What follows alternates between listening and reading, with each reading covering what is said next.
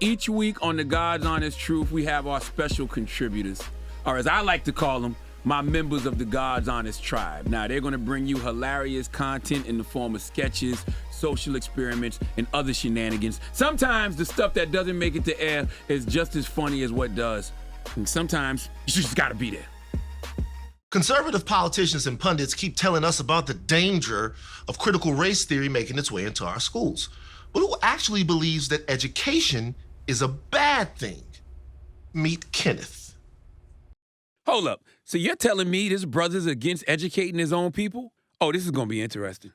Kenneth, can you explain to me what critical race theory is? Critical race theory is a theorem that somehow by teaching hatred to children that you will be able to remediate the past of slavery and Jim Crow. What about critical race theory equates hatred to you? In the sense that you are consistently blaming individuals for a act that was done centuries ago. If systemic racism exists, then we're all a part of it. You're saying that you don't think that Black people have been held accountable for their own role in slavery? I concur with that statement. I'm just wondering, how many slaves did you get a chance to talk to? Well, I do look very old, but I will tell you that I did not speak to anyone personally regarding the slave period. What would you say to people that might say you're not qualified to tell people whether or not critical race theory should be in schools or not? What gives me the authority is the fact that God blessed me with a child.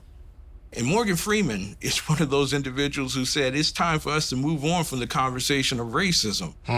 Do you think that Morgan Freeman is qualified to talk to us about race because he played God or because he drove around Miss Daisy? Because he's a Black man. He played a Black man as God, and he played a Black man driving Miss Daisy. He never changed the color of his skin. Okay, so before you answer, think about this one. Okay. Do you think slavery was a choice? Which slavery? Kenneth, what the hell are you talking about? What do you mean? Slavery. The slavery. The slavery that I'm talking about, American chattel slavery. Do you think slavery was a choice? For some, yes. Now, earlier, you talked about Morgan Freeman.